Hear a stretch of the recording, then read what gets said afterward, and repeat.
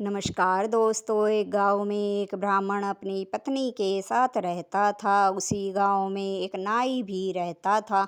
ब्राह्मण रोज गांव में भिक्षा मांगने जाता था। उसी से दोनों का गुजर चलता था। कई बार तो भिक्षा गांव में किसी भी घर में नहीं मिलती थी, तो ब्राह्मण और ब्राह्मणी को पानी पीकर ही सोना पड़ता था। उधर जो नाई था वो राजा के दरबार में काम करता था, तो उसे समय समय पर राजा के यहाँ से उपहार मिलते रहते थे। पर जो नाई की पत्नी थी वह बड़ी लालची थी। नाई जो था उसमें एक गलत आदत थी कि वह हमेशा यह ताका झाकी करता था कि पंडित के घर में कब क्या हो रहा है। पंडित के घर के बाहर एक पेड़ था। उसी पेड़ पर बैठकर वह पंडित के घर में ताका झाकी किया करता था। पंडित की जो पत्नी थी वो गणेश जी की नितनेम से पूजा किया करती थी।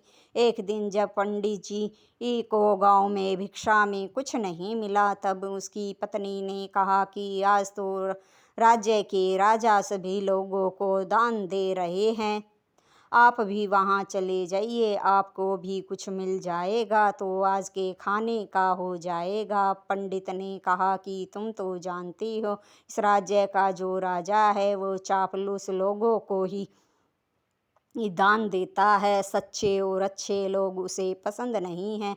और तुम जानती हो कि मैं झूठ नहीं बोलता हूँ। फिर भी ब्राह्मण की पत्नी ने कहा कि एक बार जाकर तो आइए, शायद कुछ मिल जाए। पत्नी के कहने पर ब्राह्मण राज दरबार में पहुँच गया। वहीं पर नाई भी था। सब लोग राजा की चापलूसी करके धन बटोर रहे थे, लेकिन ब्राह्मण ने राजा की चापलूसी नहीं की, सच्ची बात कही।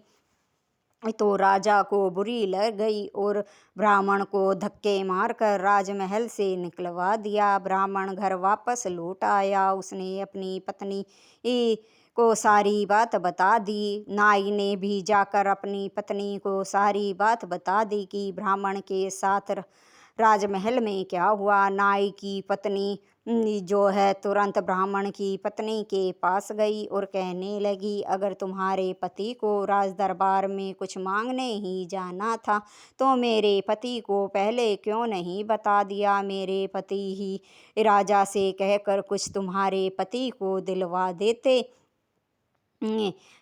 तो तुम्हारे पति को यूं धक्के मारकर राजमहल से राजा निकलवाते तो नहीं। यह बात सुनकर ब्राह्मण की पत्नी को बड़ा दुख हुआ। नाई की पत्नी तो नमक मिर्ची लगा के चली गई। उधर जो ब्राह्मण की पत्नी थी वह बड़ी दुखी हुई कि उसके पति तो इतने धर्मात्मा ब्राह्मण हैं, फिर भी राज दरबार में राजा ने उनका अपमान किया। उनका अपमान उससे सहन नहीं हुआ। वह बड़ी पतिव्रता नारी थी। वह मन में सोचने लगी, हे भगवान, क्या हमारे जीवन से दुखों का कभी अंत नहीं होगा। अब मैं थक चुकी हूँ। मैं अपने पति का अपमान और सहन नहीं कर सकती हूँ। मुझे आप जैसी हालत में रखो, मैं रह लूँगी, लेकिन मैं अपने पति को ऐसे जीवन जीते हुए नहीं देख सकती। तब रात में जब वह सो रही थी, गणेश जी उसके सपने में आए और कहने लगे, माई तुम उदास मत हो, मैं तुम्हारे पुत्र के समान हूँ। आज के बाद तुम्हें कोई तकलीफ नहीं होगी। तुम एक काम करना, कल सुबह मैं तुम्हारे दरवाजे पर भिखारी बनकर आऊँगा। तब तुम एक डंडे से मेरे सिर पर मार देना। उसी समय मैं एक छोटी मूर्ति में बदल जाऊंगा। तुम वात्सल्य के भाव से मुझे उठा लेना और अपने मंदिर में स्थापित कर देना। उसके बाद जो कुछ भी तुम मुझसे मांगोगी वह सब तुम्हें मिल जाएगा, और तुम्हारे पास जो कुछ भी होगा वह और किसी को दिखाई नहीं देगा। तुम्हारे सिवा तुम्हारा सारा धन गुप्त धन होगा। यह बात कहकर गणेश जी चले गए। सुबह जब आँख खुली तो ब्राह्मण की पत्नी ने सारी बात अपने पति को बताई। तब ब्राह्मण ने कहा, भगवान, सपने की बातें भी कभी सच होती है क्या। यह कहकर ब्राह्मण तो भिक्षा मांगने गांव में चला गया। लेकिन जो ब्राह्मण की पत्नी थी वह मन में सोचने लगी, करने में क्या जाता है, जो भी आज भिखारी दरवाजे पर मांगने आएगा मैं उसे डंडा तो ज़रूर मारूंगी, लेकिन बहुत धीरे से मारूंगी। अगर बात सच हुई तो ठीक है, अगर झूठ भी हुई तो उस आदमी को कोई नुकसान नहीं होगा मेरे डंडा मारने की वजह से। उस दिन भी सुबह नाई पेड़ पर चढ़कर बैठा था। एक भिखारी पंडित जी के घर आया और कुछ मांगने लगा। तभी अंदर से पंडित जी की पत्नी एक डंडा लेकर आई। उस भिखारी को देखा, थोड़ा सहमते हुए उसने आराम से डंडा उस भिखारी के सिर पर मार दिया। डंडा लगते ही भिखारी जो है गणेश जी की छोटी मूर्ति में बदल गया। यह देखकर ब्राह्मणी हैरान हो गई। फिर उन्होंने दोनों हाथों से बड़े वात्सल्य के भाव से गणेश जी की मूर्ति को उठाया और अपने मंदिर में स्थापित कर दिया। यह सब दृश्य जो था नाई देख रहा था। फिर उसने देखा कि थोड़ी ही देर में जो भी पंडितानी मूर्ति से मांगती वही सब खाने पीने का सामान मूर्ति उसे दे रही थी। यह देखकर वह बड़ा हैरान हुआ।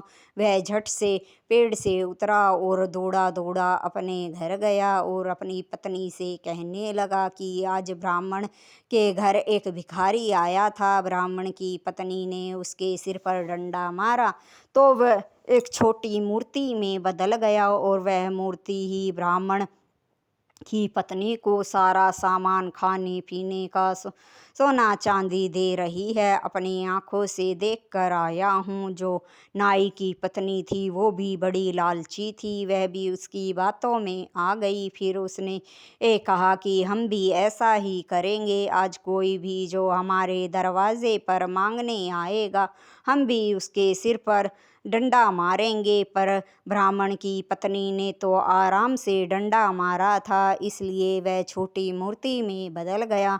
हम उसे जोर से डंडा मारेंगे ताकि वह बड़ी मूर्ति में बदल जाए और हमें बहुत ज़्यादा धन दे। यह सोचकर नाई और उसकी पत्नी डंडा लेकर घर के बाहर खड़े हो गए।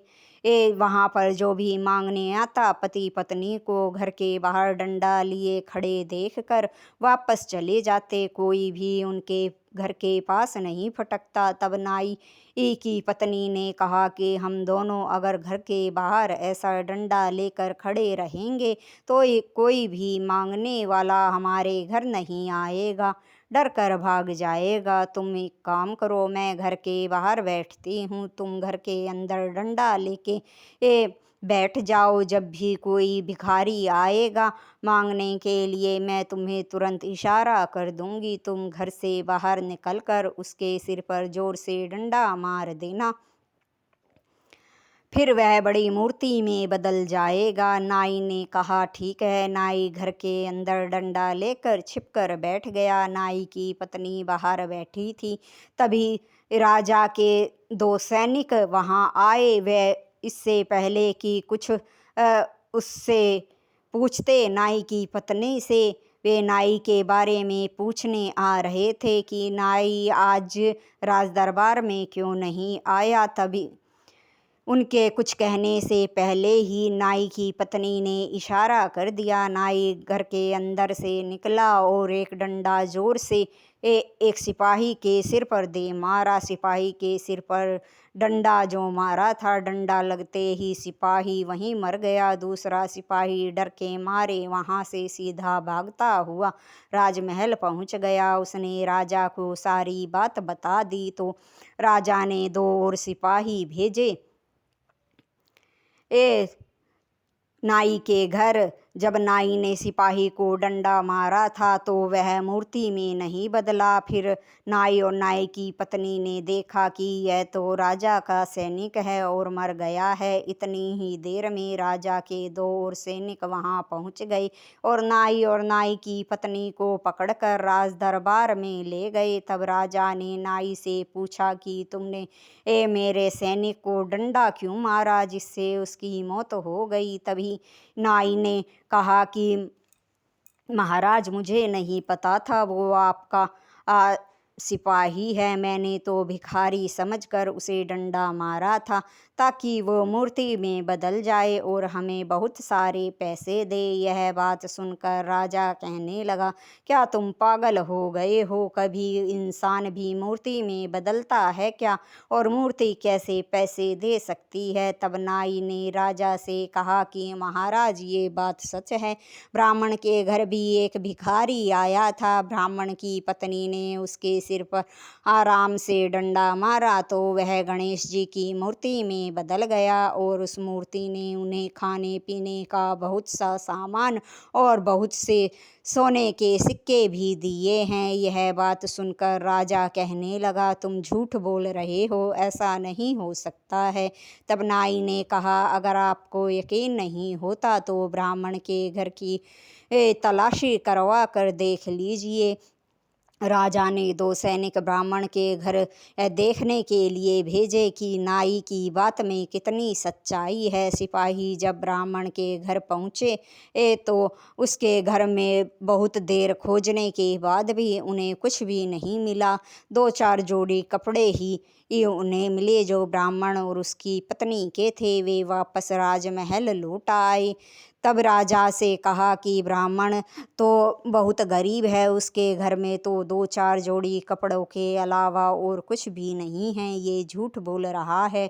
तब राजा ने कहा कि ब्राह्मण के घर तो कुछ भी नहीं मिला, तुम झूठ बोल रहे हो, तुमने मेरे मेरे सैनिक की हत्या कर दी है। तब नाई कहने लगा, इसमें मेरी पत्नी ने भी मेरा साथ दिया था। उसी ने कहा था कि जोर से डंडा मारोगे तो बड़ी मूर्ति में बदल जाएगा, इसलिए मैंने जोर से डंडा मारा और आपका सिपाही मर गया। तब राजा कहने लगे, इन दोनों पति पत्नी को जेल में डाल दो, ये दोनों पागल हो गए हैं, इन्हें आजीवन कारावास की सजा दी जाती है। यह कहकर राजा ने दोनों पति पत्नी को जेल में डलवा दिया। उधर ब्राह्मण और ब्राह्मण की पत्नी जो थे गणेश जी की दिन रात पूजा करने लगे। उनके घर में अब किसी चीज़ की कोई कमी नहीं थी, उनका जीवन आराम से कटने लगा। इसलिए कहते हैं कि कभी भी किसी की नकल नहीं करनी चाहिए, नकल के लिए भी अकल की ज़रूरत होती है। ब्राह्मण की पत्नी तो गणेश जी की भक्त थी, इसलिए उसे गणेश जी ने ये वरदान दिया, लेकिन लालच में आकर नाई और नाई की पत्नी ने सिपाही के सिर पर डंडा मारा और इसकी सज़ा राजा ने उन्हें आजीवन कारावास देकर सुना दी। इस तरह से लालच में आकर उन्होंने अपना बचा हुआ जीवन भी बर्बाद कर लिया। कहानी आपको अच्छी लगी हो तो लाइक, शेयर और सब्सक्राइब ज़रूर करें। धन्यवाद दोस्तों।